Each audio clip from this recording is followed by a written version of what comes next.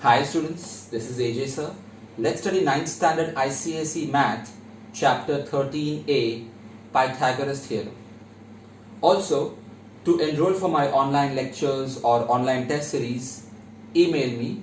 Check the description for more information.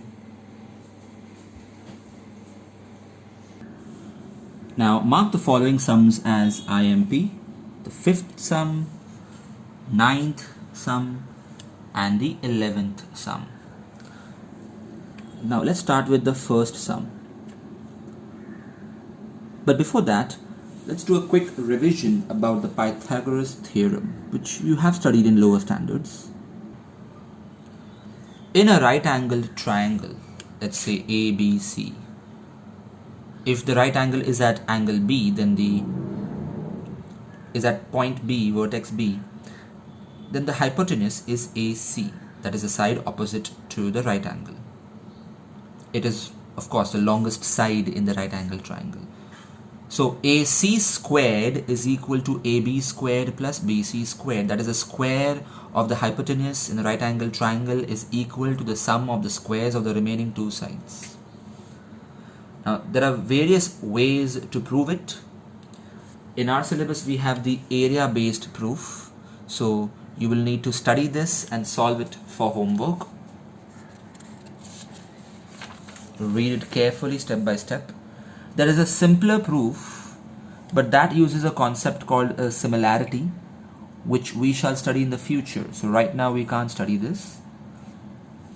There are many other proofs available online, but in exam we can only use this theorem, which can be asked as it's a part of the syllabus.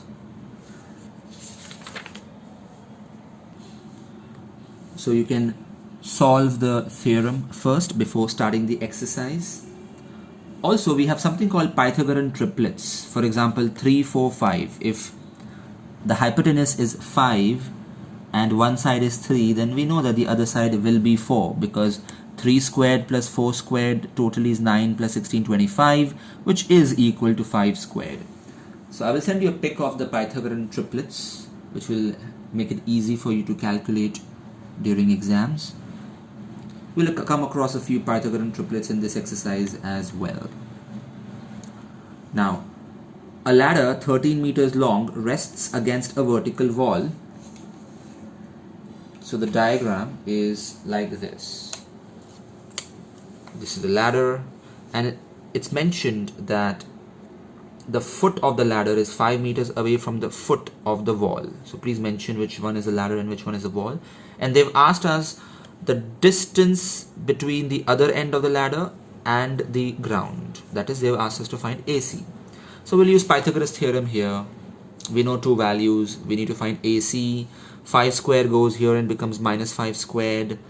169 minus 25 is 144, which is a perfect square. Square becomes a square root of 144, and the answer is 12 meters. Make sure you write the final answer statement as well. In the third sum, this is the information given. So in order to find PR, it is clear that we'll have to use Pythagoras theorem in triangle PSR.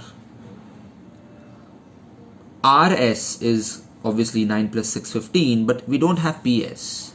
So to find PS first, we'll have to use Pythagoras theorem in the triangle PQS, because we know PQ and QS. So let's start with that first. You have to mention Pythagoras theorem every time you use it. The reason has to be given.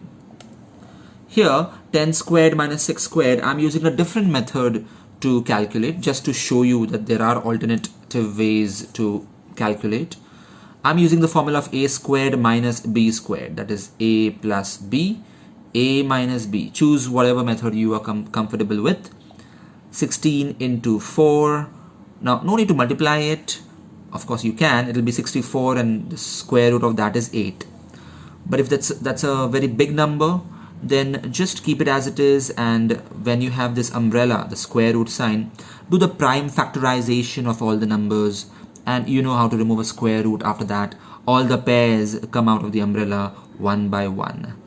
So 16 is actually 4. 16's square root is 4, and 4's square root is 2. So we've got 4 into 2, 8 centimeters.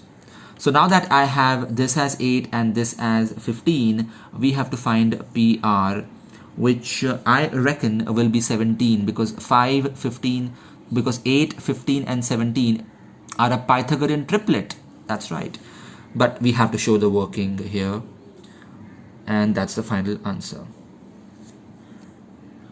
Now in the fifth sum, we have to draw an altitude in an equilateral triangle and get the final answer in one place of decimal. So rounding off will have to be done in this sum. This is a diagram, and we'll use a property here that in an equilateral triangle and even in an isosceles triangle, the altitude to the base always bisects the base, that is BD is equal to DC.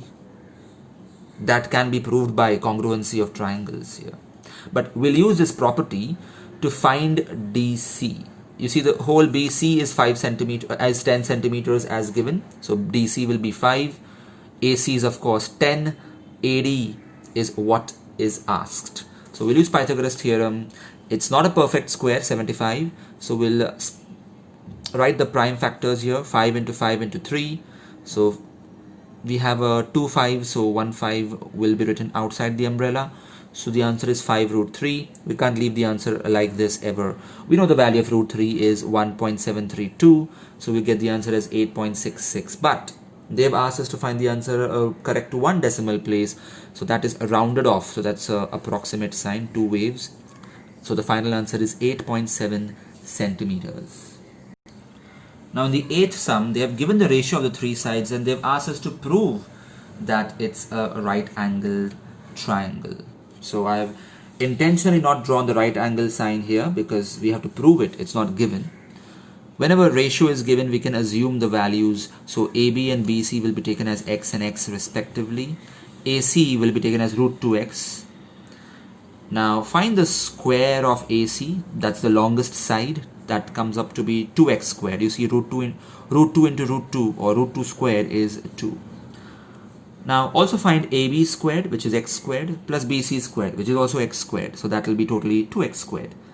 Now that we have proved that the square of the longest side is equal to the sum of the squares of the other 2 sides, we can conclude that indeed it is a right angled triangle by the converse of Pythagoras theorem.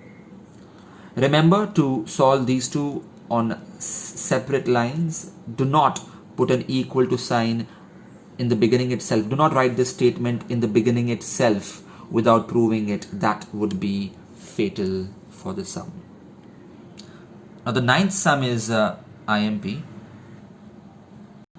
So we've got 2 poles. One is 6 meters high and the other is 11 meters high.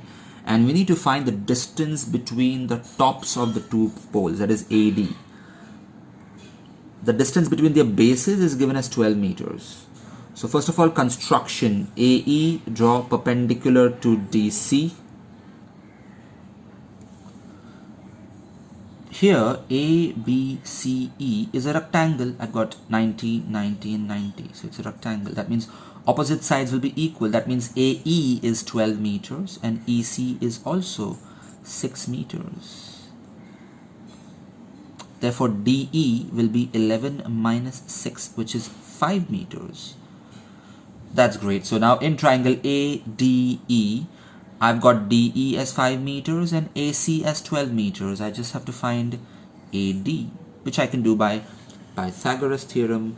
And the answer is 13 meters. That's right. 5, 12 and 13 are a Pythagorean triplet. So I've not solved it in detail. I directly wrote it. But you don't do that. Write the final answer statement. The 11th sum looks tricky, but actually it's very easy. So the information given is that this AY is 8 and AB is 12. And the ratio is given. AX ratio XB is 1:2, but that is of no use in this sum. Also AY ratio YC is also 1:2, which had to be because XY is parallel to BC. So by intercept theorem, which you will study in chapter 12, if whatever is the ratio of this upon this will be the ratio of this upon this as well. Anyway, we are not using that theorem in this sum. We'll solve it in a very easy manner. If ay upon yc is 1 upon 2 and ay's value is known as 8, then cross multiply and get the value of yc. Clearly it is 16 centimeters. If you add them, we get AC 8 plus 16, 24 centimeters. So that's one thing that I had asked, AC. Next they have asked us to find BC. Well, we know AB, we know AC. Use Pythagoras theorem and find BC. Done. The sum is over.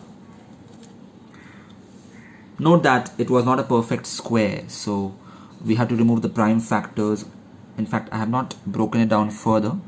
I've just removed 1 6 out, a 2 out, and 3 is alone. It has no company, so it will have to stay under the umbrella. So the final answer is 12 root 3, which can be further solved. What? Solve it on your own and tell me the answer. You want all answers ready-made? Are you ready? Check. Is this your answer? 20.784 centimeters? Ah, you use the calculator, isn't it? Same here. Now in this sum, what if they would have asked us to find AX? Well, again, we would have used the ratio method because the total is given as 12. So AX and XB can also be found easily. In fact, this would have been 4 centimeters and this would have been 8 centimeters. What about XY? How would we find that? Well, we can use Pythagoras theorem in AXY. They have not asked all these things in the sum, but in exam they can change questions, as you know. Yep, this will be 90 degrees because it's corresponding angles, as this is parallel to this. There is another way to find the things I just mentioned, which is called similarity of triangles, but again, that hasn't been taught to you yet. But you will be trained in all these techniques in the near future, and then you will be the supreme master of geometry. Okay, last sum. It's a right angle triangle, 3 sides are given. We have to find the value of x and then the sides. So we start with the Pythagoras theorem here. We substitute the values, and when we open the brackets, we have to use a formula. A plus b the whole squared is a squared plus b squared plus 2ab. And a minus b the whole squared is a squared plus b squared minus 2ab. And the third bracket as well. Get all the numbers on the left hand side so that on the RHS only 0 is left. Cut, but minus x squared is left, and get the like terms together, and I get this quadratic equation. And how do we solve a quadratic equation? By splitting the middle term. But let's just write it in the standard form first so that it's convenient for you. Change all the signs. That is nothing but multiplying the whole equation by minus 1. That is LHS and RHS both. So minus becomes positive, positive becomes negative, positive, negative. 0 has no sign, so no changes here. Now we have to split this middle term minus 10x in such a way that the product is equal to minus 11. It's good that there is no coefficient out here, which makes things easy. Otherwise we would have to first multiply this coefficient with this term before splitting the middle term. So this is an easy equation. Otherwise we would have to do it in the rough work, prime factorization. We've got 10, so that's 2 into 5 and 5 into 1. So the combination is 10 and 1. I beg your pardon, you have to do the prime factorization of 11 here. And 11 is a prime number, so the combination is 11 and 1. I've split this into 2 terms. You will do a lot of quadratic equations sums as we study geometry and algebra in the future, and I'm sure you study this in lower standards as well.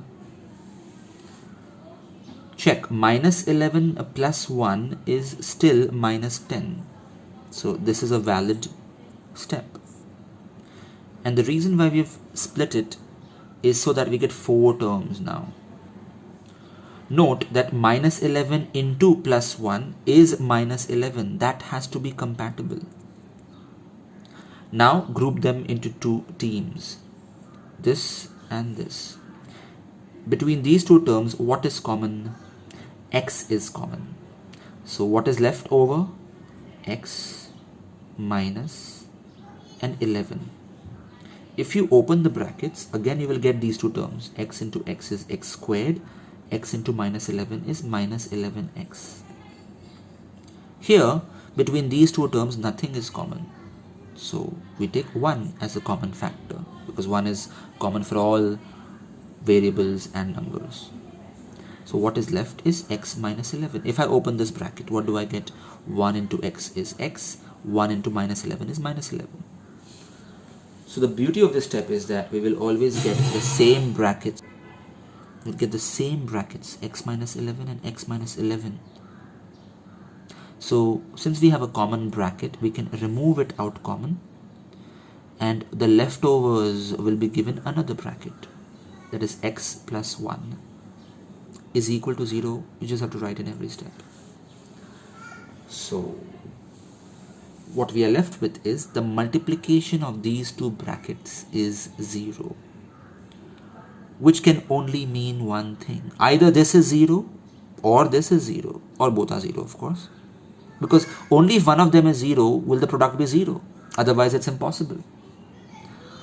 So if this is 0, then minus 11 goes in and becomes plus 11. So x is 11. Or if x plus 1 is 0, that means x's value is minus 1. But x cannot have a negative value, because if x has a negative value, and if you substitute it here, you'll get the answer as minus 4. But we cannot have a negative distance in geometry. So now substitute the value of x is equal to 11 in these 3 terms and get the respective values of AB, AC and BC.